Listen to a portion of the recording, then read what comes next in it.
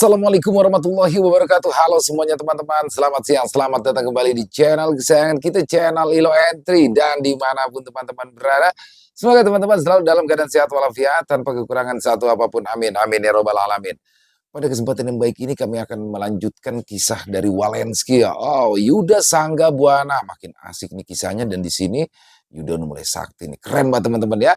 Tapi sebelum kita masuk ke dalam kisahnya, buat teman-teman mungkin yang suka baca ya, bisa mengunjungi karya-karya daripada Walensky, kisahnya keren-keren banget teman-teman. Dan buat teman-teman yang mungkin baru bergabung juga kami ucapkan selamat bergabung. Ayo dong, bisa diklik dulu tombol subscribe ya, jangan lupa lonceng notifikasinya dinyalakan agar teman-teman selalu mendapatkan notifikasi dari konten-konten yang akan kami upload di setiap harinya.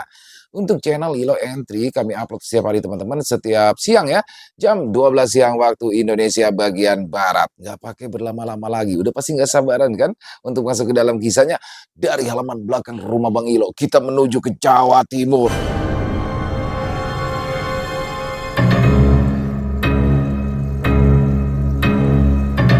Misteri di desa Jatisrono. Yuda Sangga Buana Part 2. Mas Yuda, dipanggil Ki Heru. Terdengar teriakan seorang gadis dari kejauhan. Aku yang sedang menyapu halaman padepokan menengok. Kulihat Arum dari kejauhan. Ya, nanti aku ke sana, jawabku setengah berteriak. Hari itu, hampir setahun aku tinggal di padepokan milik pamanku, Ki Heru Cokro. Aku masuk ke dalam ruangan, di mana sudah menunggu pamanku yang sedang duduk bersila. Yud, paman minta tolong. Kamu antarkan Arum mengunjungi saudaranya yang sakit di desa Jatisrono. Tadinya paman yang mau ke sana, tapi ada urusan yang sangat penting yang harus paman kerjakan. Pinta Ki Heru Cokro, aku menyanggupi. Kamu juga boleh ajak si Joko untuk menemani kalian. Sampaikan salam paman pada saudara Arum di sana, sambung Ki Heru Cokro lagi. Setelah zuhur, akhirnya kami bertiga pun pamit meninggalkan padepokan. Wah, akhirnya bisa jalan-jalan juga ya. Sudah lama aku gak keluar padepokan, ucap Joko memulai pembicaraan. Aku dan Arum hanya bisa tersenyum. Senyuman gadis ini makin manis saja, kataku dalam hati sambil melirik Arum. Arum memang gadis yang berwajah cantik, berkulit putih dengan rambut panjang terurai. Arum adalah anak yatim piatu. Orang tuanya telah lama meninggal. Dia diangkat anak oleh Ki Heru Cokro dan tinggal di padepokan. Hari itu, aku dan Joko menemani Arum pergi ke desa Jatisrono, tempat famili Arum yang kabarnya sakit keras. Letak lumayan jauh dari padepokan. Kami pergi naik bis sekitar 1 jam, lalu turun persis di depan sebuah gapura, kemudian dilanjutkan dengan berjalan kaki. Karena memang letak desa yang terpencil tak mungkin dilalui kendaraan. Mas Yuda sudah lapar, mau makan dulu? Tanya Arum padaku. Mendengar itu, Joko cepat menyaut. Yuda terus, aku gak dianggap. Nasib, ucap Joko sambil mulutnya monyong. Mas Joko mau makan? Tanya Arum. Alah, dah gak usah, semuanya kasih Yuda aja. Aku cuma butiran debu, gak penting, kata Joko ngambek. Aku tertawa kala melihat tingkah konyol Joko, murid padepokan kesayangan pamanku. Pemuda bertubuh tambun, berkulit hitam, namun selalu ceria dan jenaka pembawaannya. Singkat cerita, akhirnya kami pun sampai di sebuah desa. Hari menjelang maghrib, suasananya nampak sepi. Kami sampai di depan sebuah rumah kayu sederhana. Tidak begitu besar, tapi nampak rapi dan juga terawat. Assalamualaikum, kami serempak mengucap salam. Waalaikumsalam, terdengar jawaban dari dalam rumah. Pintu terbuka, nampak seorang wanita yang langsung tersenyum menyapa kami. Ya ampun Arum, sudah besar kamu ya.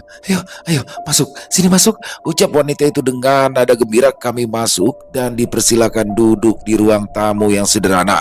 Kemudian wanita itu datang membawakan nampan berisi teh hangat dan beberapa cemilan. Bude, perkenalkan, ini kakak-kakakku di padepokan. Ini Mas Yuda dan ini Mas Joko, ucap Arum memperkenalkan. Kemudian kami berempat langsung terlibat pembicaraan yang cukup serius. Jadi begitu, Nak. Pak Demu itu sampai saat ini belum bisa bangun dari tempat tidur semenjak beliau pulang dari kebun beberapa hari yang lalu. Jelas Bude kepada kami.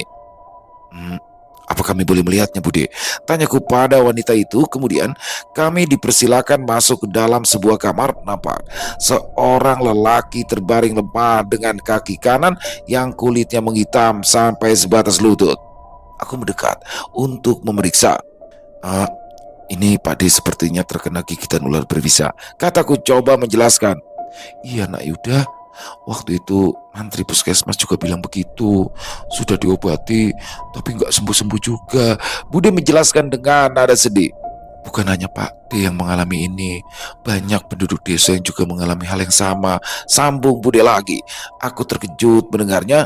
Mulai terasa ada sesuatu yang tak beres terjadi di desa ini. Maaf Bude, apakah kami boleh bermalam di sini? Sambil nanti malam saya akan coba mengobati Pade. Insya Allah ini masih bisa tertolong," ucapku pada Bude. Boleh, boleh Nak, silakan. Bude justru seneng kalian mau membantu. Tapi maaf, rumah Bude kecil, maklum orang kampung, jawab Bude dengan nada gembira. Sehabis Isya, aku kembali masuk ke dalam kamar Pade. Arum, Joko, dan Bude nampak memperhatikan di belakangku dengan mimik wajah serius. Aku berdiri persis di samping tempat tidur, mataku tajam memandangi kaki Pade yang menghitam. Lalu pandanganku terhenti pada dua buah titik kecil persis di bawah mata kaki Pade. Dengan ujung jari tangan ku sentuh dua titik itu sambil memejamkan mata. Aku mulai berkonsentrasi membacakan doa. "Tolong ambilkan baskom," pintaku pada Arum. Arum lalu menyerahkan baskom yang diambil dari dapur. Kemudian perlahan keluar cairan hitam kental berbau anyir dari kedua lubang kecil itu. Aku langsung menampungnya di dalam baskom. Pade terlihat mengerang kesakitan. Bude, Joko, dan Arum nampak tegang sambil mengamati. Ketiganya menutup hidung karena bau anyir yang sangat menyengat. Lalu berangsur-angsur kaki Pade berubah warna seperti layaknya kaki orang normal. Dia nampak sudah tidak kesakitan lagi. Di dalam baskom penuh dengan cairan kental berwarna hitam yang berbau sangat anyir. "Saya minta tolong ambilkan segelas air putih," pintaku pada Bude. Lalu Bude membawa segelas air dan langsung kuminumkan perlahan-lahan ke mulut Pade. "Alhamdulillah," ucapku perlahan. Aku gembira melihat usahaku membuahkan hasil. "Bagaimana Nak?" tanya Bude penasaran padaku. "Insya Allah Pade akan segera pulih. Doakan saja semoga Pade bisa sehat seperti sedia kala," jawabku sambil tersenyum. Aku lalu keluar kamar diikuti Joko dari belakang. "Walah, hebat kamu Yud. Sekali usap langsung sembuh," ucap Joko sambil menepuk-nepuk pundaku. "Jok, nanti kamu ikut aku. Ada yang perlu kita cari tahu," balasku pelan seperti berbisik. "Wah, ini yang aku tunggu-tunggu. Pasti seru ini," jawab Joko kegirangan. Ya, Joko memang jadi teman dekatku di Padepokan. Dia paham sekali siapa diriku ini. Dia jugalah yang membantuku melalui hari-hari berat dalam proses menetralisir pengaruh iblis dalam diriku. Malam itu, aku dan Joko berpamitan kepada Bude. Kami hanya bilang ingin mencari udara segar, padahal kami punya rencana lain. Kami sampai di kebun milik Pade. Kuperhatikan sekeliling, mencoba mencari sesuatu. Itu dia, jawabku dalam hati. Dalam kegelapan, aku melihat sesosok ular belang kuning hitam merayap ke arah utara desa. "Ayo Jok, nanti dia keburu hilang," bisikku kepada Joko. "Ayo kemana? Apanya yang hilang?" "Gak jelas kamu Yud," tanya Joko keheranan. Aku tak menjawab, langsung pergi mengikuti arah ular tadi. Joko dengan kesal mengikutiku dari belakang. Akhirnya kami sampai di sebuah kali kecil. Ada rumah gubuk yang tak jauh dari situ. Kami mengendap-endap mendekati gubuk itu. Terdengar suara orang sedang berbicara dari dalam. Aku coba menguping pembicaraan. "Ini tempat apa Yud? Terus ngapain kita di sini?" tanya Joko perlahan. "Shh, jangan berisik. Nanti aku ceritakan. Pokoknya kamu ikut aja," jawabku dengan lirik. Aku mengintip dari sisi jendela. Dalam gubuk duduk seorang kakek memakai baju serba hitam. Di hadapannya duduk seorang lelaki gemuk yang di belakangnya berdiri dua orang berbadan tegap. Dari situ cukup jelas terdengar pembicaraan mereka. Hebat, hebat Mbak Wongso. Rencana kita berhasil. Nanti kalau sudah menjadi kepala desa, akan kuberi hadiah besar buat Mbak. Ucap pria gemuk itu. Kakek yang dipanggil Mbak Wongso mengangguk-angguk, mengusap-usap janggut putihnya. Bagiku, hadiah itu tidak penting. Aku bisa balas dendam kepada para penduduk desa yang sudah berani mengusirku saja. Itu sudah membuatku senang. Tapi kalau memang Juragan Karto mau kasih hadiah, ya pasti aku terima. Jawab Mbak Wongso. Dasar manusia-manusia culas, ucapku dalam hati dengan perasaan marah. Setelah beberapa lama mendengarkan pembicaraan mereka, aku mulai paham. Mbak Wongso ternyata adalah seorang kakek yang dulu membuka praktek ilmu hitam di desa. Penduduk pun marah. Lalu ia diusir dari desa. Sedangkan yang satu lagi, Juragan Karto, adalah seorang tuan tanah yang berambisi menjadi kepala desa. Mereka berdua menebar teror ke seluruh desa dengan ular-ular berbisa yang menyerang penduduk. Rencananya nanti Juragan Karto akan tampil bak pahlawan kesiangan untuk memulihkan keadaan, dengan harapan penduduk desa bersimpati dan akhirnya memilih menjadi kepala desa. Sungguh licik. Aku sudah tak bisa menahan emosi. Lalu aku berteriak lantang. Hei, manusia-manusia busuk, luar kalian semua. Rencana kalian sudah terbongkar. Ucapku memecah kesunyian malam. Seisi gubuk terkejut langsung bergegas keluar. Monyet, siapa kamu? Berani-beraninya teriak-teriak di sini, ucap Juragan Karto sambil menunjuk-nunjuk ke arahku dan Joko. Mbak Wongso hanya terdiam sambil terus memperhatikan kami. Matanya tajam menatapku, seakan merasakan sesuatu.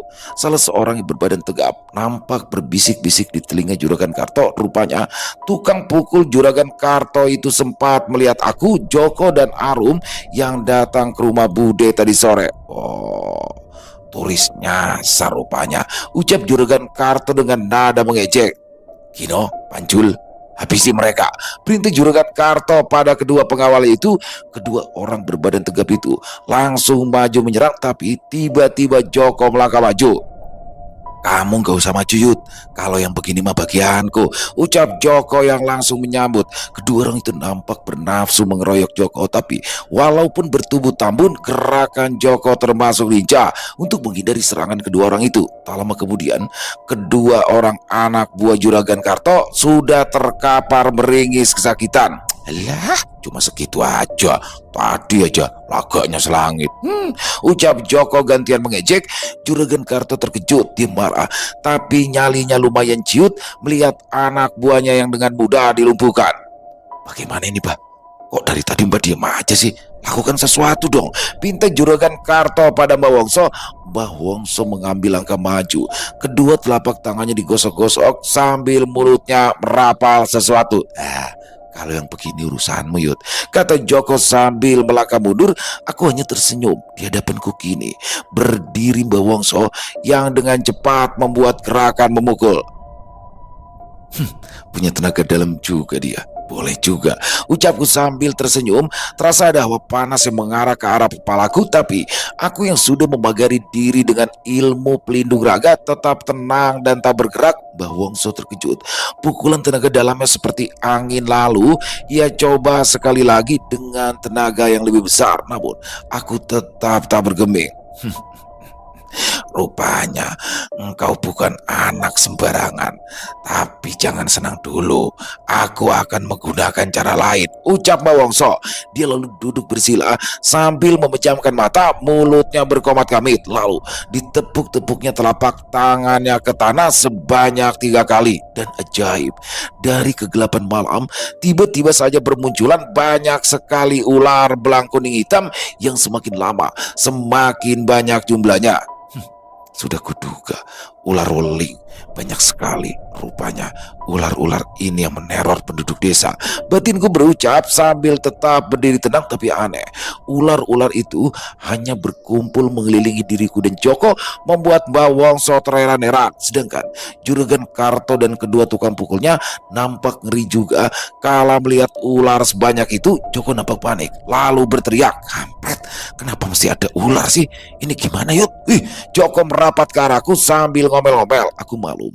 Sahabatku ini paling takut dengan sosok ular. Aku pun hanya tersenyum. Kamu tenang aja. Mereka nggak akan bisa nyakitimu. Sudah, kamu diam saja di situ. Ucapku mencoba menenangkan Joko. Mbah Wongso nampak kesal lalu berkata lantang. Hei, kenapa diam saja? Ayo, maju. Habisi mereka berdua. Perintah Mbah Wongso kepada ular-ular itu. Aku tertawa lalu berkata setengah meledek. Cuma segini aja. Apa tidak ada yang lain? Ucapku kepada Mbah Wongso yang kebingungan kala melihat ular-ular itu tetap tak bergerak. Mbah Wongso berengus marah, ia kesal. Sekaligus tak habis pikir kenapa jadi begini, tapi nampaknya dia masih punya sesuatu yang lain. Jangan sombong kamu bocah sialan. Kali ini aku tidak akan main-main lagi. Kau akan rasakan kehebatan ilmuku, ucap Mbah Wongso. Ia keluarkan sebilah keris berlekuk 7 dari pakaiannya. Keris itu berwarna hitam dengan gagang membentuk kepala ular. Melihat hal itu, tiba-tiba saja Joko berucap sambil tertawa. Aduh mbak, barang mainan begitu kok dipamerin di depan Yuda. Sampai hari ini dukun apa pawang ular sih? Kok mainanmu semuanya serba ular begitu? Udahlah Yud, cepet beresin. Aku wis ngantuk, kata Joko lagi. Mbah Wongso terlihat semakin emosi. Gendut, jaga ucapanmu. Kamu saksikan ini.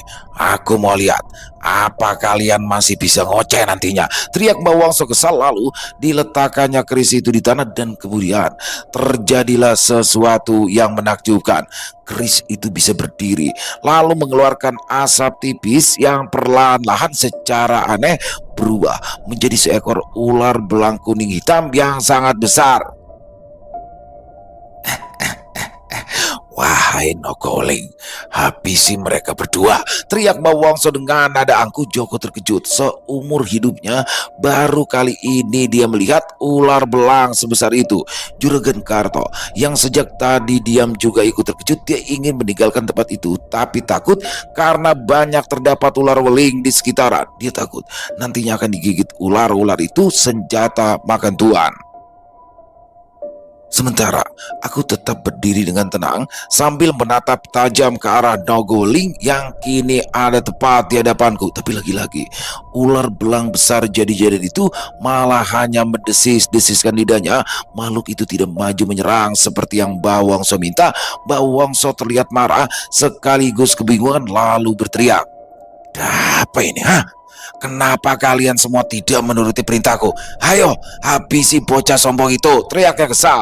Tapi tetap saja tak ada yang bergerak. Kemudian sesuatu yang aneh terjadi. Siluman ular besar itu perlahan berubah menjadi sosok lelaki bertelanjang dada dan hanya memakai kain kuning yang menutupi auratnya.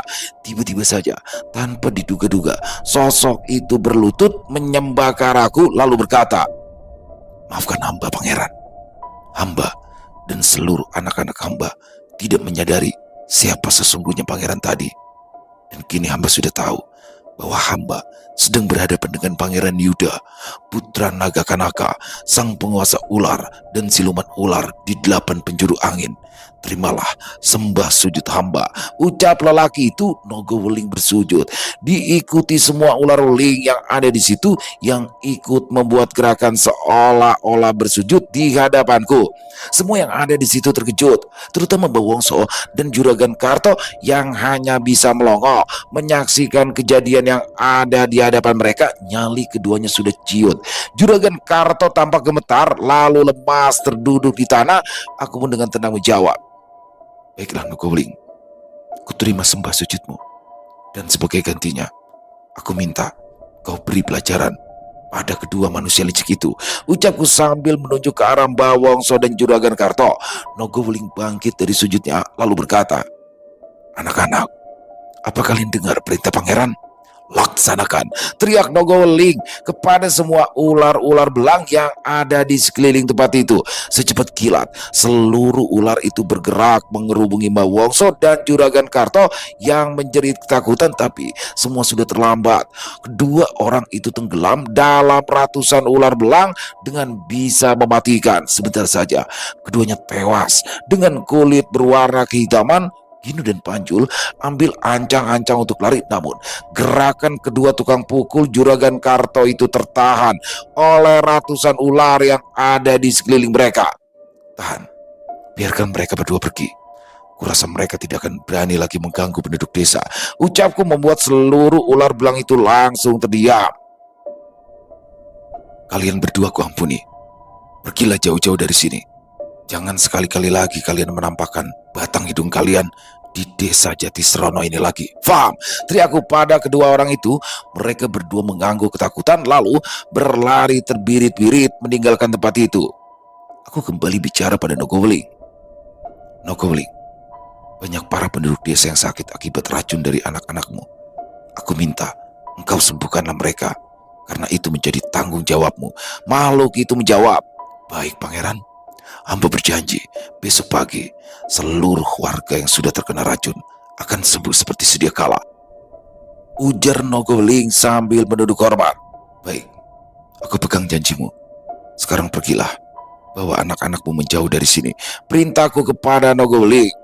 Hamba mohon diri pangeran, kata Nogoweling, lalu perlahan menghilang diikuti dengan lenyapnya seluruh ular belang yang ada di situ. Alhamdulillah, ucapku sambil tersenyum. Tiba-tiba Joko mendekatiku. Wah, selamat malam pangeran. Apa kabar pangeran? Mau pulang? Mau pulang apa tidak pangeran? Ucap Joko dengan nada mengejek sambil menyembah. Loh, sekarang sudah berani ngoceh lagi. Tadi diam saja. Aku membalas ledakan Joko. Ini aku tinggal panggil lagi loh. Semua ular-ular itu bisa balik lagi. Aku yakin mereka belum pergi terlalu jauh. Sambungku lagi. Joko cemberut lalu membalas. Sadis banget ancamannya. Yowes, ayo kita balik. Aku udah ngantuk, ucap Joko sambil menguap. Lalu kami berdua pergi meninggalkan tempat itu. Keesokan harinya, desa Jatisrono geger dengan ditemukannya mayat Mbah Wongso dan Juragan Karto yang tewas secara mengenaskan. Tapi mereka semua juga gembira kala mendengar kabar bahwa penduduk yang sakit telah sembuh secara ajaib.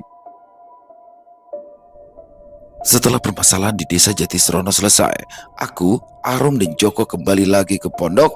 Aku sangat senang berada di pondok milik pamanku ini, tapi akan ada waktunya aku harus pergi meninggalkan pondok milik Ki Heru Cokro. Mataku memandang dari kaca jendela bis malam yang membawaku pergi. Pikiranku menerawang jauh, teringat hari-hari terakhirku di Padepokan. Yuda, jaga dirimu baik-baik, jaga perilakumu, jaga ibadahmu, berbuat baiklah terhadap sesama. Semoga engkau selalu dilindungi Allah Subhanahu wa Ta'ala. Nasihat Ki Heru Cokro melepas kepergianku hampir 2 tahun lamanya. Aku tinggal di Padepokan Karangsewu sampai akhirnya aku mampu mengendalikan pengaruh iblis dalam diriku hingga tiba saatnya bagiku untuk pergi melangkah membuat lembaran hidup yang baru.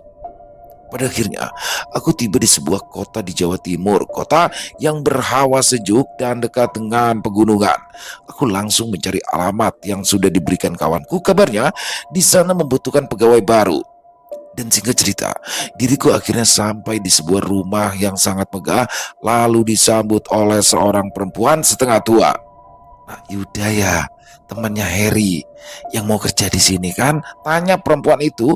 Aku mengangguk sambil tersenyum lalu menjawab, betul bu, apa benar ini rumah Pak Darsono? Ucapku pada wanita itu. Iya betul, saya Mbok Darmi, pembantu di sini. Ayo, mari silakan masuk, jawab perempuan itu. Aku dipersilakan duduk di teras. Tak lama kemudian, Mbok Darmi datang bersama seorang pria, lalu dia memperkenalkan dirinya. Saya Darsono, kamu Yuda ya? Ucapnya sambil menjabat tanganku. Betul pak. Apa benar bapak sedang mencari orang untuk bekerja di sini? Jawabku. Oh ya, Betul. Kalau boleh saya tahu, apa kamu sudah menikah atau belum? Atau pernah menikah barangkali? Tanya Pak Darsono. "Ah, belum Pak." Memangnya kenapa ya Pak? Tanya ku heran. Wah, gak apa-apa. Saya memang sengaja mencari yang bujangan. Soalnya kan harus tinggal di sini. Tempatnya ini hanya cukup untuk satu orang saja. Jawabnya sambil tersenyum. Setelah sedikit berbincang-bincang, Pak Darsono pun pamit. Saya tinggal dulu ya. Biar nanti Mbok Darmi yang menjelaskan. Ucapnya lalu beranjak pergi. Aku lalu dibawa Mbok Darmi ke sebuah kamar terpisah dari rumah utama. Ada di halaman belakang. Tidak terlalu besar, ideal untuk satu orang dengan isi yang terbilang lengkap, termasuk kamar mandi di dalam. Tapi entah mengapa, suasana di dalam kamar itu serasa tak nyaman, ada hawa yang aneh. Ah, mungkin hanya perasaanku saja. Batinku berucap, "Nah, ini kamarmu. Mudah-mudahan kamu betah ya," ucap Modarmi. Aku tersenyum sambil mengangguk lalu mulai mengeluarkan isi tas. "Loh, itu apa?" tanya Modarmi saat aku mengambil Al-Quran kecil dari dalam tas. "Al-Quran, Bu? Memangnya kenapa ya?" Jawabku balik bertanya padanya. Tidak apa-apa. Tapi kalau nanti kamu mau membacanya, lebih baik pelan-pelan saja ya. Pak Darsono itu tidak suka suara-suara berisik, pinta Bodarmi. Sebuah permintaan yang aneh, tapi terpaksa aku iakan karena aku hanya menumpang tinggal di sini. Oh ya, satu lagi, kamu tidak boleh sembarangan masuk ke dalam rumah sana ya. Kalaupun terpaksa yo harus izin dulu. Jelas Bodarmi lagi. Kemudian Bodarmi pergi, lalu kurbakan diriku di kasur. Tapi suasana kamar ini makin terasa aneh. Aku tak tahu mengapa. Namun sebentar saja aku sudah terlelap kelelahan. Keesokan harinya, aku mulai bekerja. Pak Darsono adalah seorang juragan perkebunan yang memiliki lahan yang sangat luas. Aku pun bekerja di salah satu area perkebunan itu. Jumlah pekerja perkebunan ini lumayan banyak, tapi setelah beberapa waktu aku sadari kalau aku adalah yang paling muda di antara mereka. Dan anehnya lagi, hanya aku yang tinggal di rumah Pak Darsono, sedangkan para pekerja yang lain tinggal di rumah masing-masing karena sebagian besar dari mereka adalah warga sekitar sini. Sepanjang hari saat bekerja, mereka tampak berbisik-bisik sambil memperhatikanku. Tapi aku maklum, biasanya orang baru memang selalu menjadi pusat perhatian. Aku pun tetap fokus bekerja saja. Sore harinya, sepulang bekerja, aku mandi dan bersiap-siap untuk sholat maghrib di kamar. Tapi lagi-lagi, hawa kamar ini terasa lain. Terutama saat aku sedang menjalankan ibadah sholat, seolah-olah ada yang terus memperhatikanku. Aku mencoba menajamkan mata batinku, tapi semua tampak normal di dalam kamar. Tapi justru aku merasakan sesuatu yang lain dari dalam rumah Pak Darsono, namun samar-samar seperti terhalang oleh sesuatu. Ingin sekali aku mencari tahu, tapi keurungkan niatanku itu karena aku yang tak mau lancang mencampuri urusan orang lain. Saat malam, aku duduk-duduk di depan pavilion kamarku. Kulihat ada seorang gadis yang datang mendekat. "Kamu Yuda ya? Teman Heri?" tanya gadis itu sambil tersenyum. "Perkenalkan, namaku Rahayu. Panggil saja Ayu. Aku anaknya Pak Darsono." Sambungnya lagi. "Oh iya, Bayu. Salam kenal. Hmm, Bayu teman Heri juga," ucapku balas tersenyum. "Jangan pakai Mbak. Cukup Ayu aja." "Iya betul. Aku itu temannya Heri sejak kecil. Dia memangnya tadinya asli warga sini," jawab Ayu. Aku tinggal dulu ya. Senang dia bisa ngobrol sama kamu. Ya soalnya di rumah ini kan kami cuma bertiga. Bapak, aku sama Mbok Darmi," ucap Ayu. Lalu ia berlalu pergi masuk ke dalam rumah. Pak Darsono ternyata hanya punya satu anak. Istrinya telah lama meninggal dunia. Mbok Darmi sudah bekerja di rumah ini sejak Ayu masih kecil. Aku masuk ke kamar dan segera terlelap. Tapi Dalam tidurku, terasa ada sesuatu yang memperhatikan dari sudut kamar dan semakin lama semakin mendekat. Aku bangun, lalu segera memperhatikan dengan mata batinku, tapi lagi-lagi nihil. Malah justru dari arah dalam rumah Padarsono, ku rasakan sesuatu yang sangat kuat dan jahat. Aku bangun dari tempat tidur, lalu meraih Al-Quran kecil di atas meja dan mulai membacanya, sesuatu yang biasa aku lakukan untuk menenangkan diri. Namun tiba-tiba saja, brak! Pintu kamar digedor dari luar. Aku bergegas membuka pintu, tapi hanya ada sepi. Aku masuk kembali. Kemudian aku lanjut membaca lagi, tapi pintu kamarku kembali digedor dengan sangat keras. Tapi lagi-lagi, ketika aku menengok keluar, tak ada siapapun di luar sana. Di hari-hari berikutnya, kejadian-kejadian itu selalu saja berulang. Setiap kali aku mulai membaca Al-Quran, membuatku merasa tenyaman. Aku mulai bertanya-tanya, apa yang sebenarnya tersembunyi di tempat ini? Aku ingin sekali masuk ke dalam rumah Padarsono, tapi selalu saja gagal karena aku yang tak punya alasan ataupun kesempatan baik. Hingga pada suatu hari, Mbok Darmi nampak menghampiriku. Nak Yuda, bisa minta tolong? Lampu dapur mati. Kamu bisa ganti lampunya? Soalnya posisinya lumayan tinggi, pinta Mbok Darmi. Aku pun mengiyakan, lalu mengikuti Mbok Darmi masuk ke dalam rumah Padarsono. Ini adalah pertama kalinya aku bisa masuk ke dalam rumah, sebuah kesempatan yang telah lama aku tunggu-tunggu. Rumah ini ternyata sangat besar, dihiasi dengan perabotan antik yang mahal, tapi suasana rumah ini juga terasa aneh bagiku. Saat menuju dapur, aku melewati sebuah kamar dengan pintu besar penuh ukiran. Terasa hawa aneh yang selama ini menggangguku berasal dari dalam sana hingga membuatku berhenti di depan pintu. Ayo Tona, udah malah bengong di situ, ucap Bodarmi mengagetkanku. Aku pun bergegas menyusul.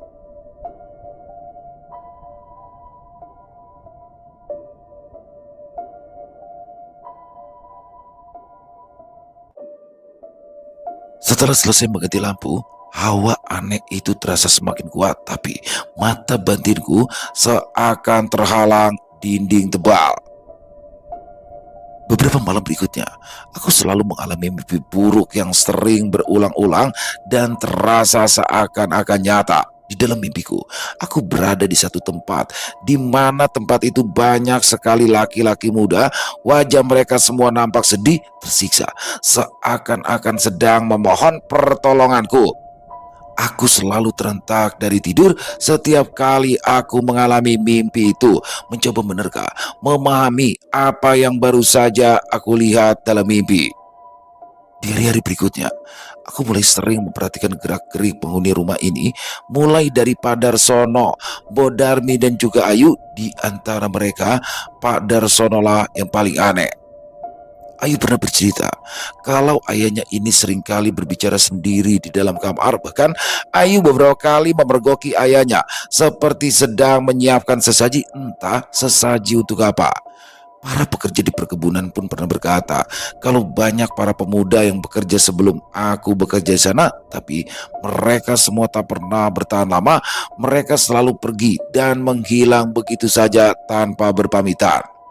Pada suatu saat, Ayu mengeluh padaku, "Bapak, makin hari kok makin aneh deh, Yud. Sekarang kami itu jadi jarang ngobrol. Ya, dengan alasan macam-macam. Ya sibuk lah, capek lah. Aku makin kesepian, Yud," cerita Ayu dengan mimik wajah sedih. Tapi sikap Padarsono padaku malah justru sebaliknya. Beliau akhir-akhir ini sering mengajakku mengobrol berbahasa basi, malah kadang-kadang mengajakku untuk makan malam bersama di rumah. Sedangkan Bodarmi terlihat normal-normal saja, layaknya seorang pembantu biasa. Dia sangat sibuk mengurus rumah yang sangat besar ini, tapi dia selalu saja menolak bantuan dariku. Hingga akhirnya, pada suatu malam, malam yang tak akan pernah bisa kulupakan. Aku yang baru saja selesai melaksanakan ibadah sholat isya di dalam kamar, mendengar seseorang mengetuk pintu kamarku. Dan ketika aku bukakan pintu, Ayu ternyata datang sambil membawakan makan malam. Disuruh bapak katanya. Sambil menyantap makanan, Ayu mengajakku untuk mengobrol. Ku coba memanfaatkan untuk bertanya-tanya tentang hal yang selama ini sudah mengganjal dalam hatiku. Memang sebelum aku, siapa yang tinggal di kamar ini yuk? Aku mulai bertanya sambil menyuap makanan ke dalam mulut. Banyak, semuanya laki-laki dan rata-rata seusia kamu. Tapi ya gitu, nggak pernah lama. Mereka selalu pergi begitu aja tanpa pamit. Bahkan aneh, barang-barangnya juga selalu tinggal. Aku juga nggak tahu kenapa. Jawab Ayu panjang lebar. Pergi gitu aja. Terus nggak pernah ada kabar lagi. Tanyaku. Iya, aku juga heran deh. Padahal kan sebelumnya mereka terlihat betah dan terlihat senang tinggal di sini. Jawab Ayu lagi. Lalu bagaimana sikap bapakmu? Aku kembali bertanya. Ya kalau bapak sih biasa aja. Lalu gak pakai lama langsung deh cari gantinya. Jelas Ayu. Memangnya kenapa sih kamu tanya-tanya gitu? Mulai gak betah ya. Terus kamu mau pergi juga ya? Tanya Ayu serius. Aku hanya menggeleng sambil tersenyum. Lalu lanjut bertanya. Maaf yuk, mungkin ini terdengar lancang. Tapi apa kamu pernah melihat atau merasakan kehadiran sosok aneh di dalam rumah kamu? Tanyaku hati-hati. Sosok aneh? Maksudnya setan gitu atau makhluk halus? Jawab Ayu keheranan. Aku mengangguk sambil menunggu jawaban darinya. Gak pernah tuh. Ya memang sih rumahku ini terlihat kuno dan antik. Tapi selama ini aku nyaman banget tinggal di sini. Emangnya kenapa? Ayu balik bertanya. Gak apa-apa. Ya cuma tanya aja. Ini aku sudah selesai makan. Piringnya aku kembalikan besok ya. Jawabku mengalihkan pembicaraan. Jangan, sini aku bawa lagi aja. Biar Mbok Darmi nanti yang beresin. Kata Ayu sambil membereskan wadah bekas makan. Oh iya Yud, malam ini aku disuruh bapak nginep di rumah budeku. Jadi dia tinggal sendiri. Letaknya gak jauh dari sini sih. Nanti lain kali kamu aku ajak main ke sana ya. Ucap Ayu lalu beranjak pergi. Beberapa jam kemudian, aku merasakan kepalaku pusing, tubuhku terasa sangat lemas. Kenapa ini? Kok tiba-tiba aja pusing, terus badanku lemas? Apa mungkin aku terlalu lelah bekerja tadi? Batinku berucap. Tak lama kemudian, aku tertidur dengan sangat lelap. Entah sudah berapa lama aku tertidur, tapi kemudian di dalam tidurku, aku seperti mencium bau dupa yang sangat menyengat, membuat nafasku sesak. Lalu perlahan aku terbangun dan langsung terkejut. Ya, kini aku berada dalam posisi terlentang, tertidur pada sebuah ranjang di dalam sebuah kamar lain. Sementara di hadapanku Pak Darsono nampak bersila sambil berkomat kamit. Aku mencoba untuk bangun, tapi aneh, badanku terasa kaku, sangat sulit untuk digerakkan. Sekuat tenaga aku mencoba, namun sia-sia. Aku tetap tak bisa bergerak, hanya mulutku saja yang masih bisa untuk digerakkan. Lalu aku berkata, Pak, apa maksud semua ini? Kenapa saya dibuat seperti ini? Teriakku pada Pak Darsono. Dia tersenyum namun tidak menjawab. Lalu datang Mbok Darmi membawakan nampan berisi sesaji. Aku makin heran. Mau apa kalian? Lepaskan aku atau aku akan teriak, ucapku sambil meronta. Diam kamu. Silahkan saja. Kalau memang kamu mau teriak-teriak, tidak ada juga yang bakalan dengar. Bentak Mbok Darmi. Ya, dia nampak berubah, sangat berbeda daripada Mbok Darmi yang biasa kulihat. Pak, apa salah saya, Pak? Bapak mau apa sebenarnya? Tanyaku pada Pak Darsono lagi. Pak Darsono tersenyum, lalu ia berkata, sudah, kamu tenang saja. Kamu itu akan aku jadikan tumbal pesugihan yang akan kupersembahkan pada junjunganku. Lebih baik kamu sekarang diam saja. Kenapa saya, Pak? Apa salah saya sama Bapak? Tanyaku lagi. Kamu gak salah apa-apa. Ya seperti semua pemuda bujangan sebelum kamu yang sudah aku tumbalkan. Jawab Pak Darsono. Ya memang aneh ya mungkin ya terdengarnya, tapi ya syaratnya memang seperti itu. Seorang pemuda yang belum pernah menikah aku tumbalkan setiap tahun, lalu aku akan semakin kaya. Sambung Pak Darsono sambil tertawa.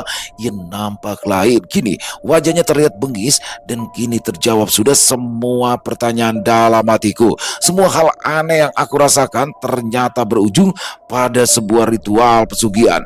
Aku berusaha tenang sambil terus menyalurkan tenaga dalam ke seluruh tubuh agar bisa dapat bergerak lagi. Tak lama kemudian, Bo Darmi sibuk mempersiapkan sebuah proses ritual. Ternyata wanita tua ini adalah kuncennya Jahanam.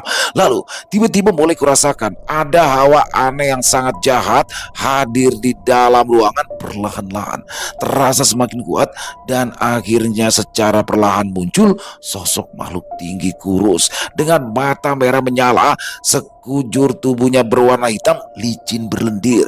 Tangannya sangat panjang, hampir menyentuh lantai. Dengan kuku yang runcing dan tajam, lidahnya menjulur mengerikan. Aku sadar akan situasi saat ini. Namun tubuhku belum juga pulih. Tapi aku telah siap dengan ilmu pelindung raga agar makhluk tersebut tak dapat mendekatiku. Makhluk itu mulai mendekat. Matanya yang merah menatapku tajam, tapi kemudian gerakan makhluk itu tiba-tiba saja berhenti. Dia tak dapat menjamahku. Sosoknya kini terhalang oleh pagar pelindung raga yang bagai perisai melindungi tubuhku. Dan saat sosok itu mencoba untuk menjulurkan tangannya ke arah leherku, dia menjerit kesakitan. Makhluk itu sangat marah. Padarsono dan Bodarmi pun tak kalah terkejutnya. Mereka saling pandang satu sama lain, tak mengerti apa yang terjadi. "Bu, ini ada apa ini? Kenapa bisa begini?" tanya Padarsono kepada Bodarmi. Ia nampak panik. Bodarmi diam tak menjawab. Wajah wanita tua itu pun nampak sangat tegang. Rupanya wanita itu mulai sadar akan apa yang terjadi. "Celaka, Pak. Celaka, kita salah pilih tumpal.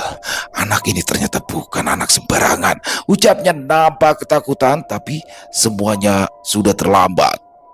Selesai. Wow, luar biasa. Yuda Sanggabuana akhirnya bisa bertransformasi. Dia bisa menggunakan kekuatan yang tersimpan di dalam tubuhnya untuk kebaikan. Dalam poinnya untuk kebaikan. Dan bagaimana di episode kali ini Yuda main ke satu desa, yaitu Jatisrono ya. Di sana dia akhirnya menemukan satu teror, yang mana terornya ternyata berasal dari dukun, yang mana medianya adalah ular. Ya selesai.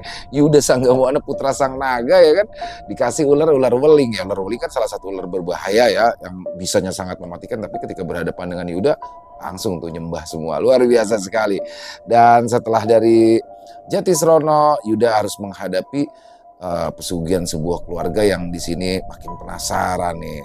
Apa sih, bagaimana sih endingnya pesugihan yang menumbalkan remaja ya, atau apa namanya, perjaka di sini.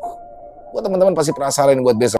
Terima kasih kami ucapkan buat Wayanski atas izinnya hingga kami bisa membawakan kisah yang luar biasa ini, dan semoga kisah barusan bisa menghibur teman-teman semua para pecinta penikmat horor misteri, lebih khususnya lagi kepada para subscriber dari channel Ilo Entry. Dan silakan buat teman-teman yang mungkin punya komentar lain, yang mungkin punya pendapat lain, bisa menuliskan di dalam kolom komentar ataupun hanya sekedar saling menyapa. Insya Allah kami akan menjawab satu persatu.